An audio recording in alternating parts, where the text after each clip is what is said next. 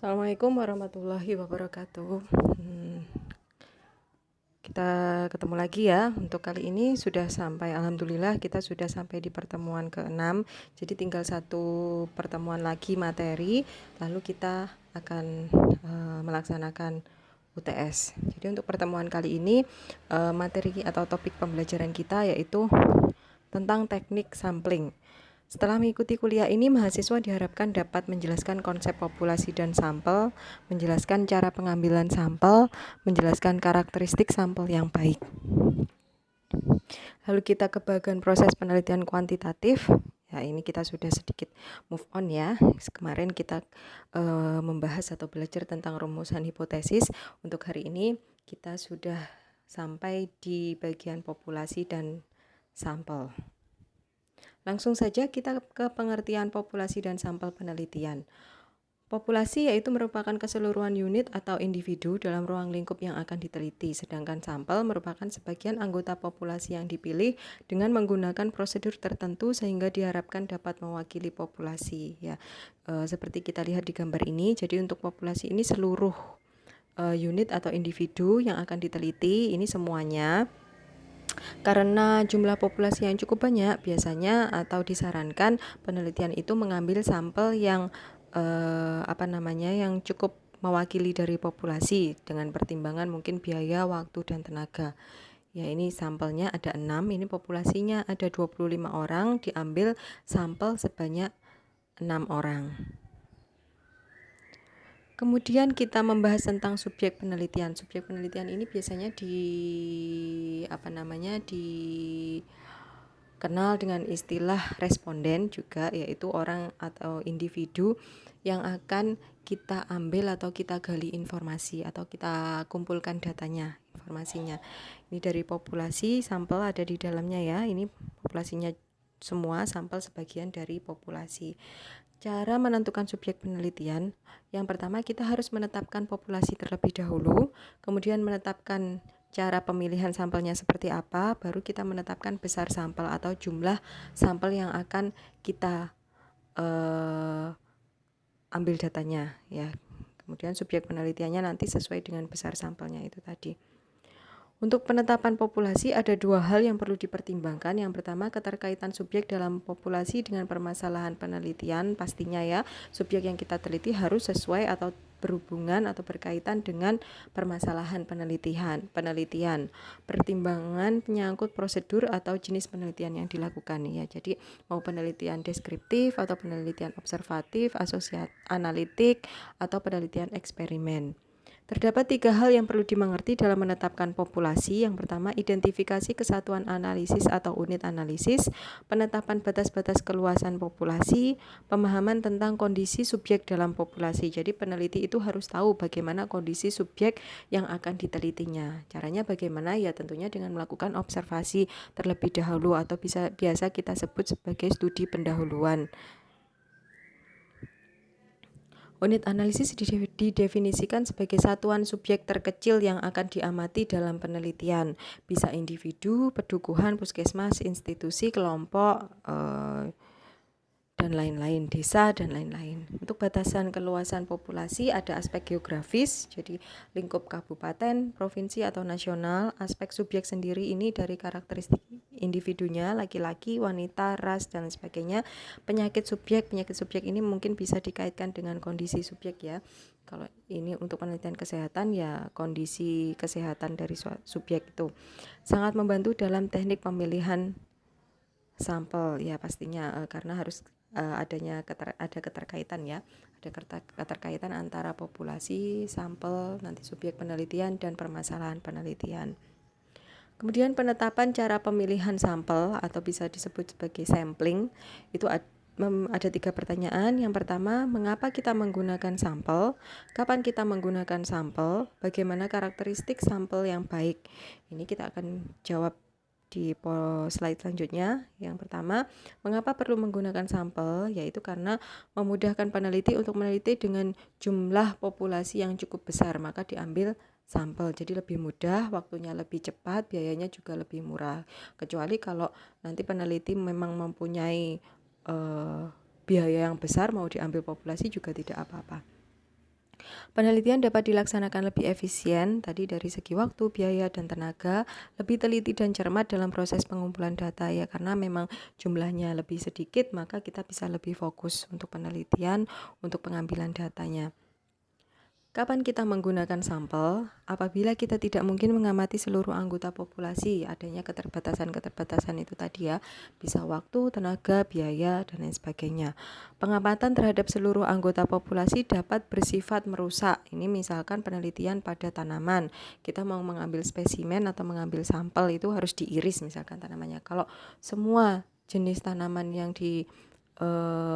yang akan diteliti itu diambil, diiris atau dilukai, nah takutnya nanti akan berefek ke kehidupan dari tanaman tersebut. Menghemat waktu, biaya, dan tenaga, mampu memberikan informasi yang lebih menyeluruh dan mendalam atau komprehensif. Nah ini berkaitan dengan sampel yang bisa mewakili populasi ya. Bagaimana karakteristik sampel yang baik? Yang pertama, sampel mewakili populasi yang sesuai dengan sifat-sifatnya. Sampel bebas dari bias atau kesalahan sistematis ya, bukan bias yang ada di boyband, bukan bias boyband, tapi ini bias atau kesalahan sistematis dalam penelitian. Bisa jadi kesalahan dalam pengambilan bisa jadi kesalahan dalam penentuan sampel, bisa jadi kesalahan dalam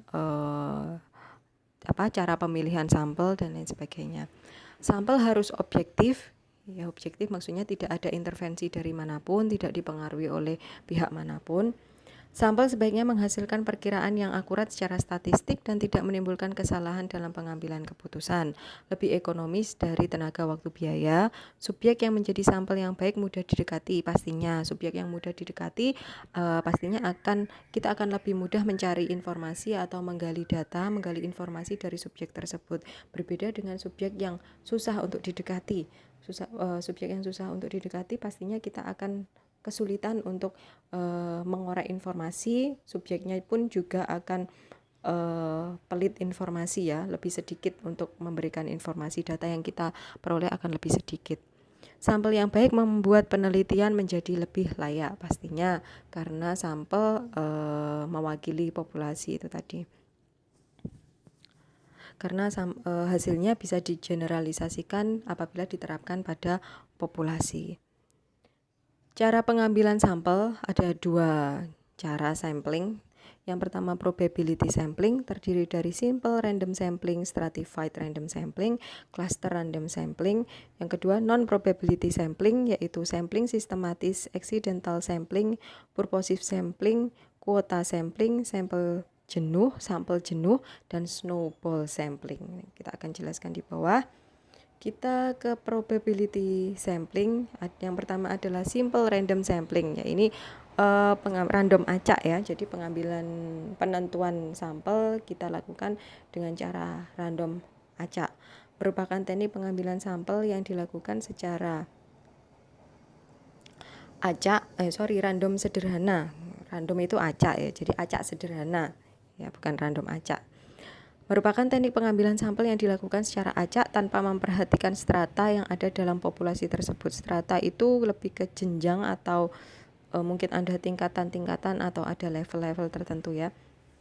Ada perbedaan ini. Syaratnya sifat anggota populasi adalah homogen, memiliki karakter yang sama, ada daftar list untuk unit populasi, bisa dengan lotre atau tabel random. Jadi diambil dengan cara acak, bisa pakai lotre, misalkan kalau ada dari populasi ini ada beberapa urutan atau nama-nama calon subjek penelitian misalkan. Nah ini ada daftarnya, misalkan populasinya ada 100 orang. Nah kita ambil acak sesuai dengan besar sampel, misalkan sudah ditentukan besar sampelnya sebanyak 50.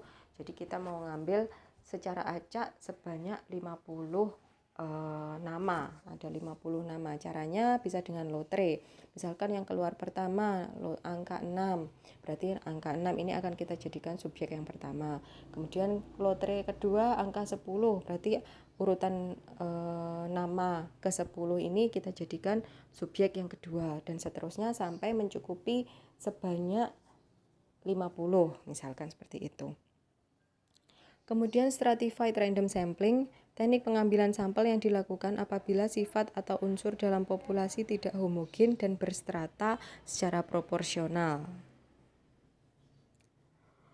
Ini sampel dipilih untuk setiap strata dan hasilnya dapat digabungkan menjadi satu sampel yang bebas dari variasi untuk setiap strata jika populasinya heterogen. Nah, ini variabilitas itu variasi ya, keberagaman jenis antar strata yang besar, variabilitas unit sampel dalam strata kecil. Jadi antar strata itu ada heterogen, kemudian kalau di dalam sampel ini lebih homogen, jadi sampelnya sama. Variabel stratifikasi pada umumnya adalah jenis kelamin, umur, ras, kondisi sosial ekonomi, status gizi, tahun angkatan mahasiswa, fakultas, jurusan, dan sebagainya. Nanti tergantung variabelnya juga ya, variabel penelitiannya apa, nanti juga menentukan bagaimana pemilihan sampel ini. Kemudian ada cluster sampling atau area sampling. Jadi teknik sampling daerah yang digunakan untuk menentukan sampel bila objek yang akan diteliti atau sumber data yang sangat luas. Biasanya kalau kita mau kalau kita melakukan penelitian di kabupaten, kemudian seluruh satu kabupaten itu kita ambil, misalkan kita mau meneliti tentang lansia yang ada di Kabupaten Tulungagung supaya lebih mudah, supaya sampelnya tidak terlalu banyak tetapi tetap mewakili, bisa menggunakan klaster, misalkan by kecamatan, dibagi dari kecamatan. Dari Acak itu kecamatannya misalkan ada berapa yang kita ambil sampling, 50% misalkan seperti itu. Lalu dari kecamatan itu kita ambil, di dalamnya kita ambil secara acak jumlah lansia yang yang akan diteliti. Cara ini sangat efisien bila populasi sangat luas sehingga tidak mungkin untuk membuat daftar seluruh populasi tersebut. Kalau non-probability sampling, ini ada sampling sistematis, merupakan teknik penentuan sampel berdasarkan urutan anggota populasi yang telah diberi nomor urut. Pada cara ini ditentukan bahwa tiap subjek nomor kesekian dimasukkan dalam sampel. Bila kita ingin mengambil 1 per N dari populasi, maka setiap pasien nomor N dimasukkan ke dalam sampel. Ini hampir sama dengan simple random sampling, cuma kalau simple random sampling tadi kan dilakukan secara acak, misalkan dengan lotre. Kalau sampling sistematis ini kita membutuhkan adanya interval sampling. Cara menentukan intervalnya ini populasi dibagi dengan jumlah sampel. Misalkan kita menemukan interval 5, kemudian kita tetap kita acak dulu. Untuk yang pertama, subjek pertama kita acak dulu, misalkan ketemu subjek nomor 20. Setelah itu subjek yang kedua kita tentukan dengan bantuan interval ini tadi. Berarti subjek yang pertama 20, kemudian ditambah 5, berarti subjek ke 20 21, 22, 23, 24, 25, baru subjek ke nomor 26 merupakan subjek kedua. Urutan ke-26, nama dengan urutan ke-26 itu baru dinyatakan subjek kedua. Kemudian selanjutnya lagi ditambah 5, berarti subjek nama nomor 30, 27, 28, 29, 30, 31, berarti nama nomor 32. Nama nomor 32 itu kita jadikan sebagai subjek kedua atau responden kedua. Seperti itu. Untuk accidental sampling, teknik penentuan sampel berdasarkan kebetulan, yaitu siapa saja yang mudah ditemui. Metode ini tidak mempermasalahkan apakah sampel yang diambil mewakili populasi atau tidak. Dirancang untuk melihat fenomena di masyarakat secara mudah. Mungkin lebih ke penelitian kualitatif ya, mungkin kalau accidental sampling. Jadi setiap orang yang kita temui apabila sudah memenuhi persyaratan sampel bisa kita ambil sebagai subjek penelitian kita. Ini misalkan ada orang lewat, atau mungkin kita mau penelitian tentang mahasiswa, jadi kita bisa menunggu di depan gerbang kampus atau di parkiran. Jadi siapa saja yang kita temui bisa yang sesuai dengan kriteria, sesuai dengan syarat sampel yang sudah kita tentukan, itu bisa kita wawancarai. Purposive sampling. Sampling yang dilakukan berdasarkan keputusan peneliti yang menurut pendapatnya nampak mewakili populasi. Kita memilih orang sebagai sampel dengan memilih orang yang benar-benar mengetahui atau memiliki kompetensi dengan topik penelitian kita. Jadi ini ditunjuk oleh peneliti. Purposive sampling ini ditunjuk oleh peneliti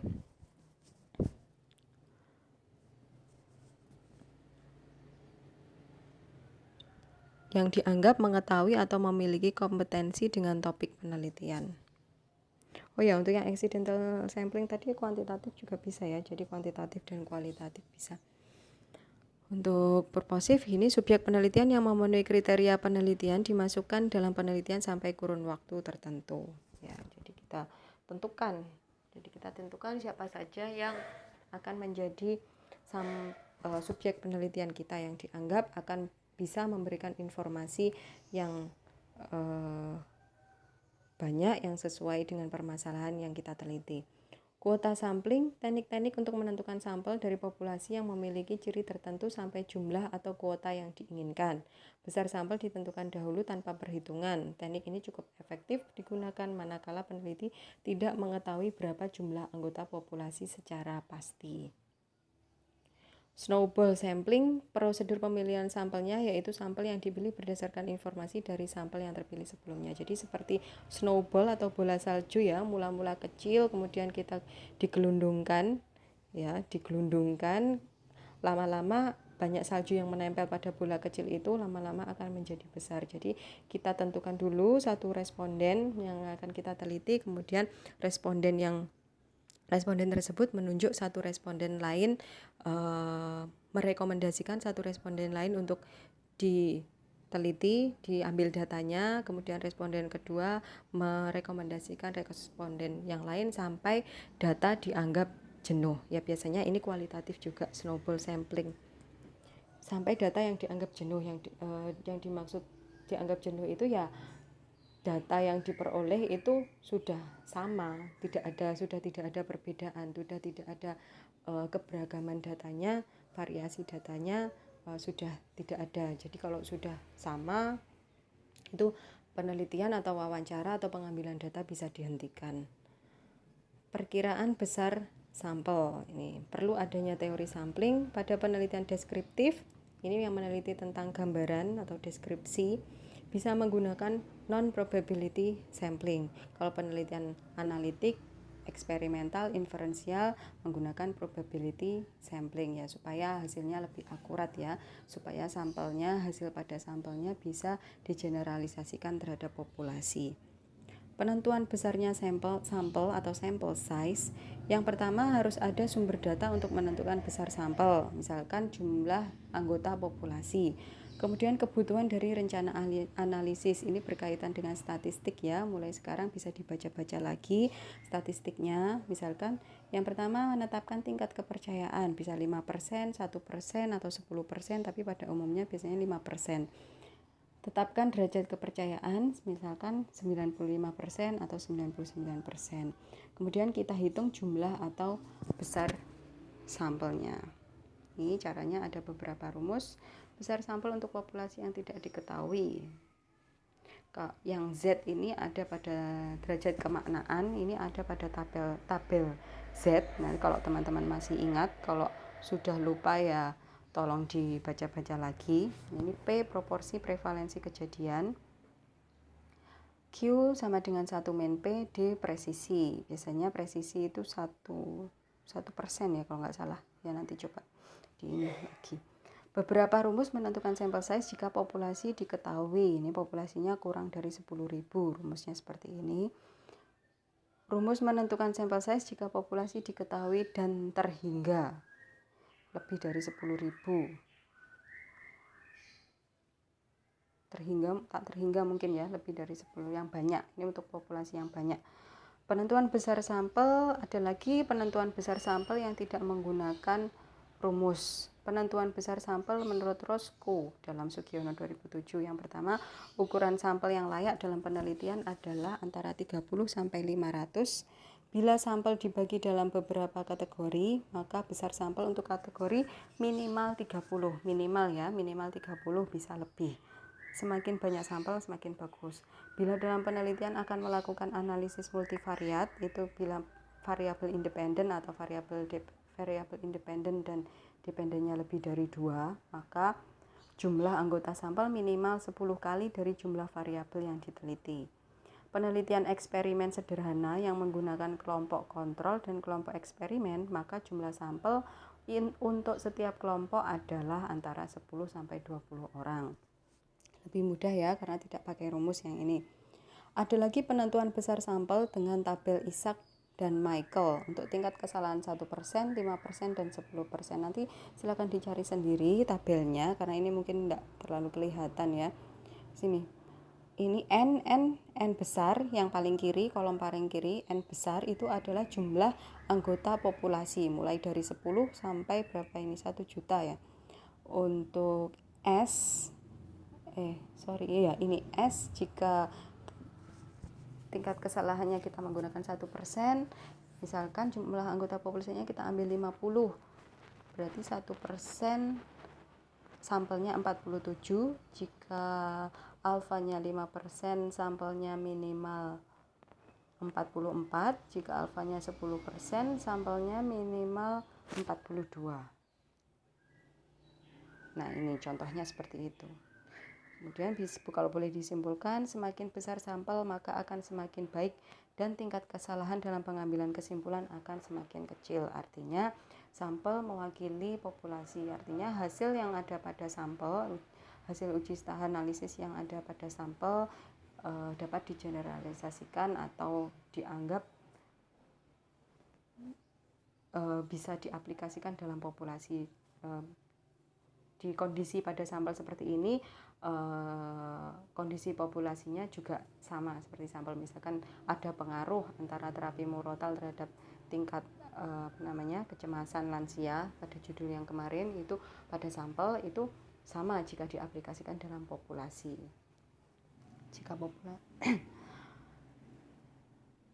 Nah, kita ke contoh, masih contoh penelitian yang kemarin ya, terapi murotal Al-Quran, judulnya itu, di skripsinya itu dituliskan populasinya seluruh lansia yang tinggal di UPT pelayanan sosial, yaitu sebanyak 55 orang. Ini ada tabelnya berdasarkan asrama, ada 6 asrama, jumlah lansianya total 55. Dari mana data ini diperoleh? Pastinya dari survei pendahuluan ya, pastinya dari hasil observasi peneliti. Harus menentukan dulu jumlah anggota populasinya seperti ini. Sampel sebagian lansia yang tinggal di UPT pelayanan sosial Tresnawirda Blitar yang memenuhi syarat sebagai berikut. Ya, ini ada 7 syarat yang bisa dimasukkan sebagai sampel. Ini bisa dikatakan sebagai kriteria inklusi yang bisa dimasukkan sebagai sampel. Ada lansia yang tinggal minimal 3 bulan, beragama Islam, dapat mendengarkan dan berkomunikasi dengan baik, tidak sedang mengikuti proses terapi, bersedia mengikuti prosedur penelitian, kooperatif dalam menjalani proses terapi mendengarkan murotal, mengalami suatu kecemasan yang tinggi. Teknik samplingnya ditentukan purposif tadi ya, yang ditentukan oleh peneliti. Kalau besar sampelnya sebanyak 14 responden, terdiri dari 7 responden eksperimen dan 7 responden kelompok kontrol. Karena ini penelitiannya eksperimen ya. Ini bagaimana kok bisa diperoleh 14 ya? Ini disaring dulu dari 7 kriteria ini, lalu kita tentukan berapa orang. Ya, sekian ya dari saya. Nanti kita latihan lagi. Silakan dipelajari dulu, dibaca-baca dulu populasi dan sampel dalam artikel penelitian yang sudah di-download teman-teman. Wassalamualaikum warahmatullahi wabarakatuh.